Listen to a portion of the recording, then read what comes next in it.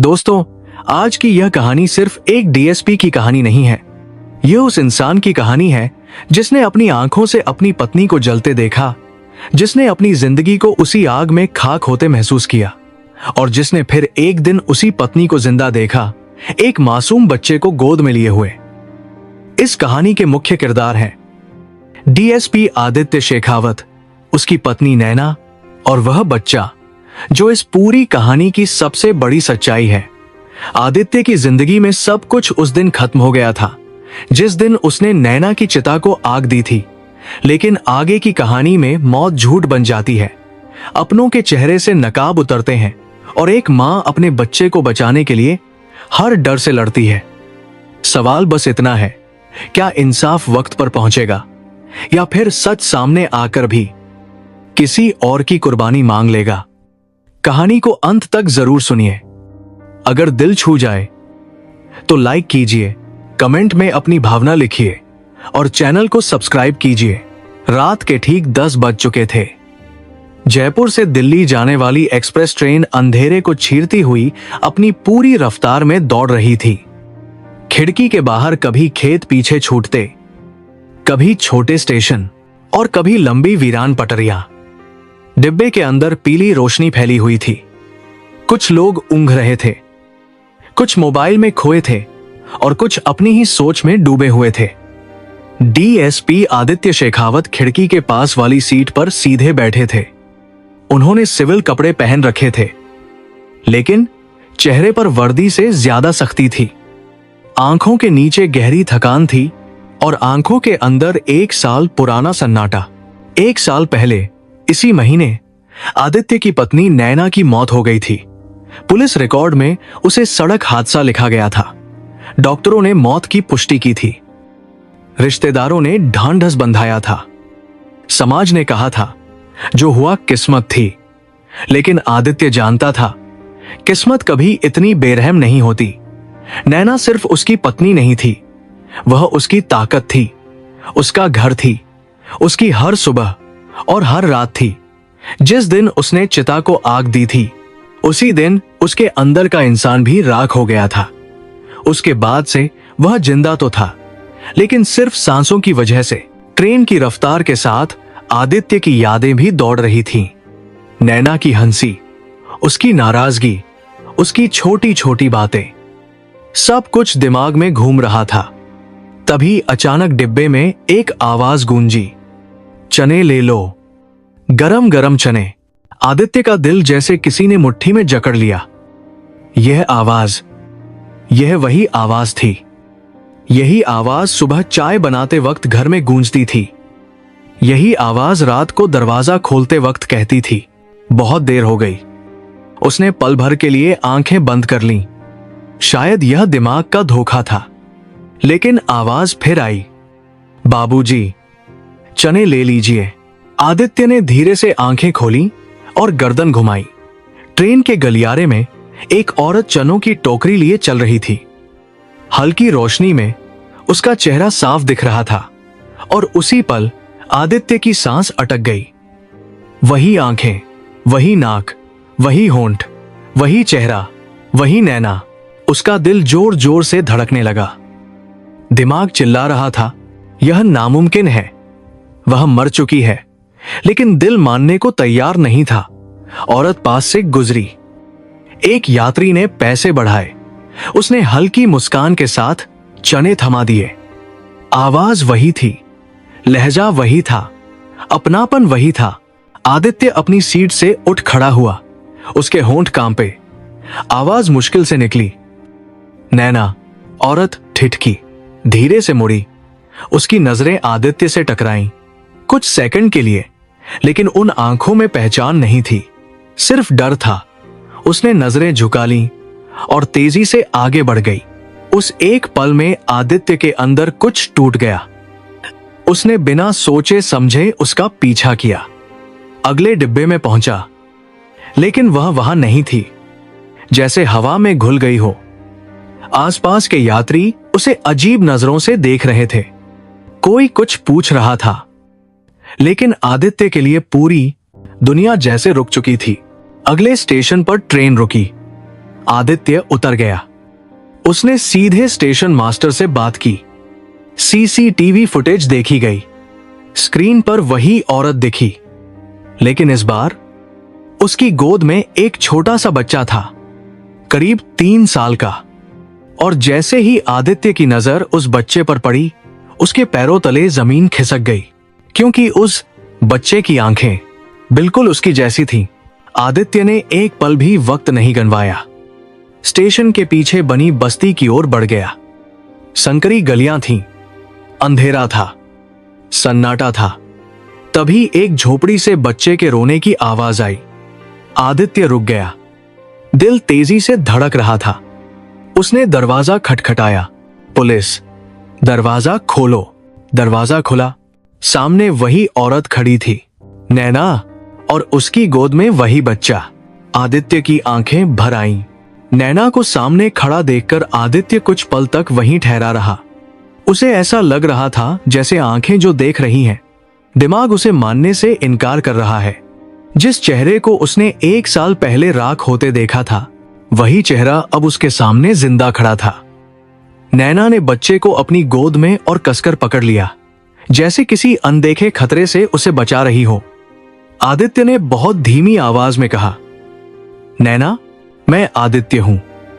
उस आवाज में पति की पहचान भी थी और अफसर का संयम भी, लेकिन नैना की आंखों में पहचान की जगह डर था। उसने सिर हिलाया और बोली, आप गलत समझ रहे हैं साहब, मेरा नाम नैना नहीं है। आदित्य को ऐसा लगा जैसे किसी ने उसके सीने में एक पल में कई घाव कर दिए हों। वह एक कदम आगे बढ़ा, लेकिन नैना तुरंत पीछे हट गई। बच्चे ने आदित्य की तरफ देखा। उसकी बड़ी बड़ी आंखों में जिज्ञासा थी। फिर उसने मासूमियत से पूछा, मम्मा, ये कौन है? उस एक सवाल ने आदित्य की सारी ताकत छीन ली। आदित्य ने खुद को संभाला। उसने अपनी आवाज को सख्त किया, जैसे ड्यूटी पर करता था। डरने की जरूरत नहीं है, मैं पुलिस में हूं, मैं सिर्फ सच जानना चाहता हूं। नैना कुछ पल चुप रही। उसकी सांसें तेज चल रही थी। फिर उसने दरवाजा थोड़ा और खोल दिया। आदित्य अंदर नहीं गया। उसने बस झोपड़ी के भीतर झांका। छोटा सा कमरा था। दीवारों पर सीलन जमी थी। एक टूटी खाट पड़ी थी और कोने में रखा एक पुराना संदूक जिस पर धूल जमी हुई थी। उसी संदूक के ऊपर एक मुड़ी तुड़ी फोटो रखी थी। आदित्य की नजर उस फोटो पर पड़ी और उसके हाथ अपने आप कांपने लगे। वह फोटो उसकी और नैना की शादी की थी। वही दिन, वही मुस्कान, वही वादा। अब कोई झूठ बाकी नहीं बचा था। नैना फूट फूट कर रो पड़ी, जैसे साल भर का डर, भाग दौड़ और छुपा हुआ दर्द एक साथ बाहर आ गया हो। आदित्य वहीं जमीन पर बैठ गया। उसकी आंखें नम थीं, लेकिन आवाज भारी। नैना, अगर तुम जिंदा हो तो फिर वह सब क्या था? वह चिता, वह राख, वह अंतिम संस्कार। नैना ने बच्चे के सिर पर हाथ फेरते हुए कहा, वह हादसा नहीं था आदित्य, वह साजिश थी। मुझे मारने की कोशिश की गई थी। आदित्य की आंखें फैल गईं। किसने? नैना कुछ पल चुप रही। उसकी नजरें जमीन पर टिक गईं। फिर बहुत धीमी आवाज में बोली, तुम्हारे अपने घर के आदमी ने। आदित्य को अपने कानों पर भरोसा नहीं हुआ। उसने दोबारा पूछा, कौन? नैना की आवाज कांपने लगी, तुम्हारे बड़े भाई सुरेंद्र। आदित्य का सिर घूम गया। सुरेंद्र, वही भाई जिस पर उसने आंख बंद करके भरोसा किया था। नैना ने बताया कि जब उसे पता चला कि वह मां बनने वाली है, तब सुरेंद्र को डर लगने लगा। उसे लगा कि सारी जायदाद बच्चे के नाम हो जाएगी। उसने गाड़ी के ब्रेक फेल करवाए। एक्सीडेंट के बाद जब नैना अधमरी हालत में अस्पताल लाई गई, तब सुरेंद्र के आदमियों ने उसे वहां से उठा लिया। दुनिया को दिखाने के लिए किसी और औरत की जली हुई लाश को उसकी लाश बना दिया गया और आदित्य ने उसी झूठ को सच मानकर अंतिम संस्कार कर दिया। आदित्य की आंखों से आंसू बहने लगे। उसे याद आया कैसे उसने राख को हाथ में लेकर गंगा में बहाया था, कैसे उसने खुद को मजबूत समझा था, लेकिन वह मजबूत नहीं था। वह सिर्फ अंधेरे में था। उसने धीरे से बच्चे की तरफ हाथ बढ़ाया। बच्चा घबरा गया और नैना से चिपक गया। नैना ने कांपती आवाज में कहा, आदित्य, हमें यहां से जाना होगा। सुरेंद्र के लोग अब भी हमें ढूंढ रहे हैं। अगर उन्हें पता चल गया कि तुम यहां हो तो वे तुम्हें भी नहीं छोड़ेंगे। तभी बाहर किसी के कदमों की आहट सुनाई दी। नैना का चेहरा एकदम सफेद पड़ गया। आदित्य तुरंत खड़ा हो गया। उसने अपनी पिस्तौल निकाली। बाहर से किसी आदमी की धीमी आवाज आई, अंदर कौन है? उस आवाज ने हवा को भी भारी कर दिया। आदित्य समझ गया, यह कहानी अब सिर्फ बीते हुए सच की नहीं रही, यह जिंदा रहने की लड़ाई बन चुकी थी। झोपड़ी के बाहर कदमों की आवाज और नजदीक आती गई। नैना ने बच्चे को सीने से चिपका लिया। उसकी सांसें तेज थीं, आंखों में वही डर जो 1 साल से उसका पीछा कर रहा था। आदित्य ने दरवाजे के पास खड़े होकर बहुत धीमी आवाज में कहा, पीछे हटो, और इशारे से नैना को अंदर की तरफ कर दिया। बाहर से फिर आवाज आई, दरवाजा खोलो, ज्यादा चालाकी मत करो। आदित्य ने जवाब में कुछ नहीं कहा। उसने बस दरवाजे की कुंडी कसकर बंद की और पास पड़ी लकड़ी का टुकड़ा दरवाजे के सहारे अड़ा दिया। फिर वह नैना की तरफ मुड़ा और बोला, हमें यहां से निकलना होगा अभी। इसी वक्त नैना ने कांपते हुए खिड़की की तरफ इशारा किया। पीछे की दीवार में एक टूटी खिड़की थी जो एक संकरी अंधेरी गली में खुलती थी। आदित्य ने पहले बच्चे को गोद में लिया। बच्चे ने डर के मारे उसकी गर्दन पकड़ ली।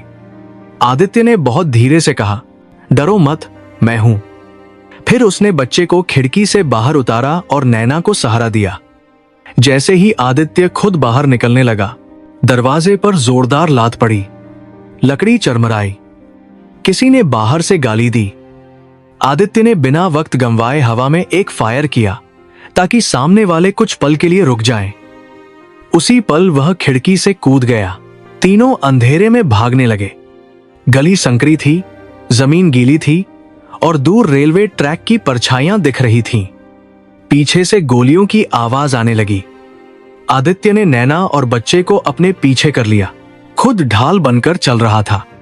तभी एक गोली उसके कंधे को छूती हुई निकल गई। दर्द तेज था, लेकिन उसने आवाज नहीं की। नैना ने देखा तो चीख पड़ी, आदित्य, तुम्हें गोली लगी है। आदित्य ने दांत भींचते हुए कहा, अभी रुकना नहीं है। वे रेलवे ट्रैक के पास पहुंचे। तभी सामने से हल्की रोशनी में एक जाना पहचाना चेहरा उभरा। सुरेंद्र, हाथ में पिस्तौल, चेहरे पर ठंडी मुस्कान। उसने ताली बजाई और बोला, बहुत दिन बाद मिले छोटे भाई। आदित्य की आंखों में गुस्सा और टूटन एक साथ उतर आई। तू इतना नीचे गिर जाएगा, यह मैंने कभी नहीं सोचा था। सुरेंद्र हंसा, नीचे तो तुम लोग गिरे थे, मैं तो बस ऊपर चढ़ गया।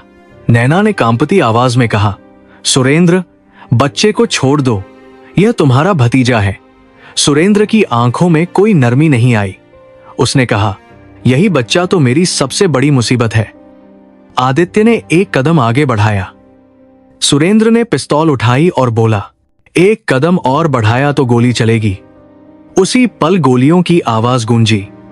अंधेरे में सब कुछ गड़बड़ हो गया। आदित्य ने जवाबी फायर किया। पत्थरों से चिंगारियां उड़ी। अचानक एक गोली नैना के सीने में लगी। वह आवाज भी नहीं निकाल पाई, बस लड़खड़ाई। आदित्य ने उसे थाम लिया। नैना के होंठ कांप रहे थे। उसने बहुत धीमी आवाज में कहा, बच्चे को बचा लेना। आदित्य की आंखों से आंसू बह निकले। नहीं नैना। नैना के आंखों से आंसू बह निकले जो कभी उसके घर की रौनक थी। उसकी आंखें धीरे धीरे बंद हो गईं। उसी पल दूर से पुलिस सायरन की आवाज गूंजी। सुरेंद्र घबरा गया। चारों तरफ से पुलिस ने घेर लिया। मुठभेड़ में सुरेंद्र गिर पड़ा, लेकिन आदित्य को कुछ सुनाई नहीं दे रहा था। उसकी गोद में नैना थी, बिल्कुल शांत, और पास खड़ा बच्चा उसकी मां को हिला रहा था, जैसे उसे जगा रहा हो। रेलवे ट्रैक के पास फैली वह खामोशी अचानक पुलिस की गाड़ियों की लाल नीली लाइटों से टूट गई। सायरन की आवाज दूर तक गूंज रही थी, लेकिन आदित्य के कानों तक कुछ भी नहीं पहुंच रहा था। उसकी दुनिया उस पल सिर्फ नैना के चेहरे तक सिमट गई थी। वही चेहरा जिसे उसने 1 साल पहले राख होते देखा था, आज उसकी गोद में दूसरी बार बुझ चुका था। फर्क बस इतना था कि इस बार कोई धोखा नहीं था, इस बार मौत सच थी। आदित्य ने कांपते हाथों से नैना के माथे को छुआ। उसकी उंगलियां ठंडी हो चुकी थीं। वह बहुत धीमी आवाज में बोला, मैं देर कर गया नैना। उस एक वाक्य में एक पति का पछतावा था, एक अफसर की बेबसी थी और एक इंसान की टूटन थी। पास खड़ा बच्चा अपनी छोटी उंगलियों से नैना के गाल छू रहा था। वह मासूमियत से बार बार कह रहा था, मम्मा उठो, पापा रो रहे हैं। उस आवाज ने आदित्य का सीना चीर दिया। उसने बच्चे को उठाकर अपने सीने से लगा लिया। बच्चा उसकी गर्दन से लिपट गया। पहली बार आदित्य ने महसूस किया कि यह बच्चा सिर्फ सच नहीं, उसकी जिम्मेदारी भी है। वरिष्ठ अफसर पास आए। किसी ने कंबल लाकर नैना के शरीर को ढक दिया, किसी ने आदित्य से कुछ कहने की कोशिश की, लेकिन आदित्य खामोश था। उसकी आंखें सूनी थीं, जैसे सब कुछ अंदर ही अंदर खत्म हो चुका हो। पुलिस ने मौके की कार्रवाई पूरी की। सुरेंद्र का शव दूर पड़ा था। उसके चेहरे पर वही हैरानी थी, जैसे उसे आखिरी वक्त तक यकीन नहीं हुआ हो कि उसका ही भाई उसके सामने खड़ा रहेगा। लेकिन आदित्य ने एक बार भी उधर नहीं देखा। उसके लिए उस पल न अपराधी था, न कानून। उसके लिए सिर्फ नैना थी और वह बच्चा था जो अब उसकी उंगली पकड़े खड़ा था।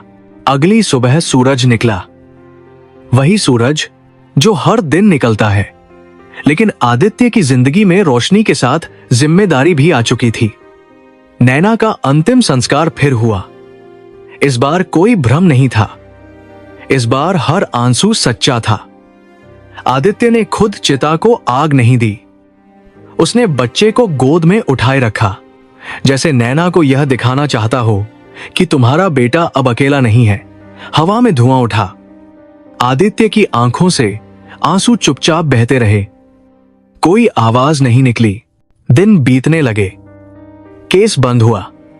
रिपोर्ट पूरी हुई। अखबारों में खबर छपी। लेकिन आदित्य ने सबसे दूरी बना ली। उसने ट्रांसफर ले लिया। नया शहर, नया घर, लेकिन रातें वही रहीं। कई बार वह आधी रात को उठकर बच्चे के पास चला जाता, उसका माथा छूता, उसकी सांसें गिनता, जैसे हर सांस के साथ खुद को यकीन दिला रहा हो कि अब कोई धोखा नहीं है। बच्चा धीरे धीरे आदित्य का सहारा बनता गया। सुबह उसकी आवाज से आंख खुलती, पापा। उस एक शब्द में आदित्य को जीने की वजह मिलती। वह खुद बच्चे को नहलाता, खुद खाना खिलाता, खुद स्कूल छोड़ने जाता, कभी कभी थकान में बैठ जाता। तब नैना की याद आ जाती, उसकी हंसी, उसकी डांट, उसकी फिक्र। आदित्य की आंखें भर आती। लेकिन अब वह टूटता नहीं था, क्योंकि उसे पता था नैना का प्यार इस बच्चे की सांसों में जिंदा है। एक शाम बच्चे ने मासूमियत से पूछा, पापा मम्मा कहाँ है? आदित्य कुछ पल चुप रहा। उसने बच्चे को गोद में उठाया। बहुत धीमी आवाज में बोला, मम्मा बहुत दूर नहीं है, वह हमारे दिल में रहती है। बच्चा मुस्कुराया। उसने आदित्य के गले में बाहें डाल दी। उस पल आदित्य को पहली बार सुकून महसूस हुआ, जैसे नैना कहीं आसपास ही हो। आदित्य वापस ड्यूटी पर लौटा। वही सख्त डीएसपी, वही ईमानदार अफसर।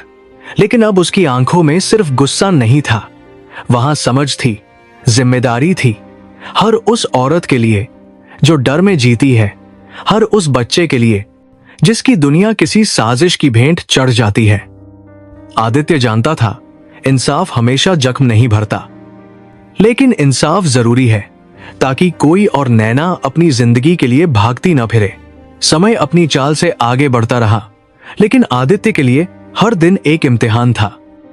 सुबह जब वह वर्दी पहनता, तो शीशे में उसे सिर्फ डीएसपी नहीं दिखता था, उसे एक ऐसा पिता दिखता था जिसने अपनी सबसे बड़ी ताकत और सबसे बड़ी कमजोरी दोनों खो दी थी। वह बच्चा अब थोड़ा बड़ा हो गया था। उसकी चाल में नैना की झलक थी, उसकी आंखों में वही सवाल और उसकी हंसी में वही सुकून जो कभी आदित्य की जिंदगी में हुआ करता था।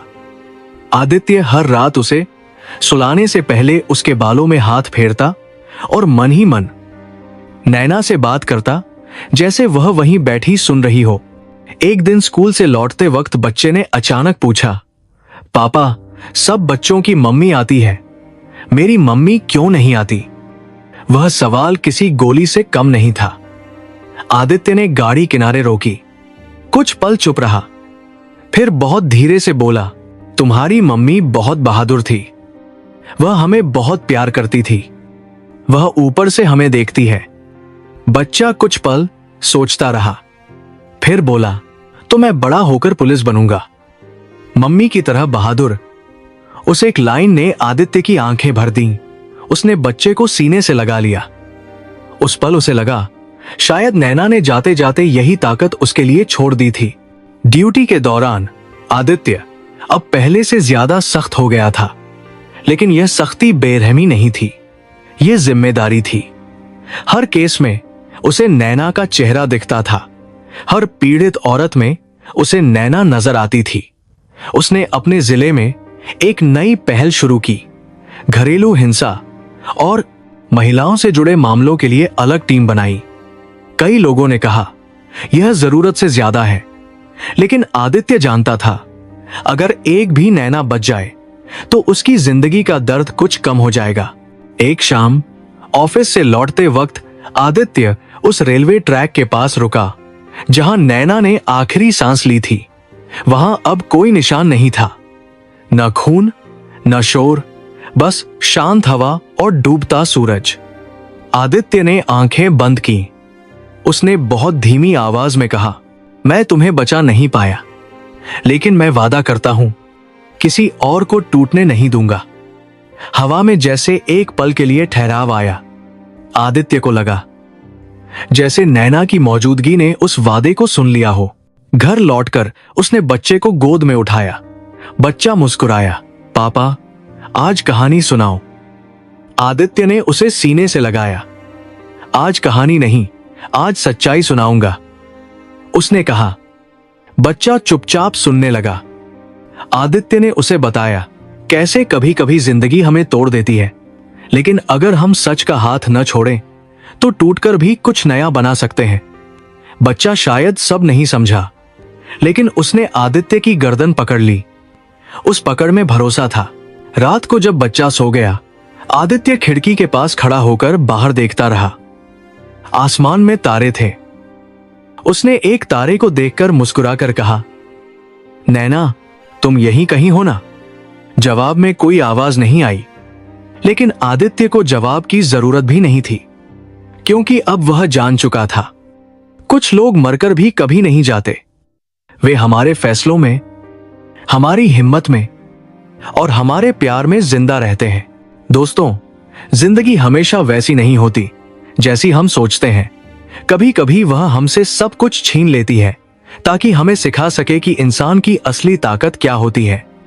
अगर यह कहानी आपके दिल तक पहुंची है, अगर किसी पल आपकी आंखें नम हुई हैं, तो कमेंट में अपना दर्द जरूर लिखिए।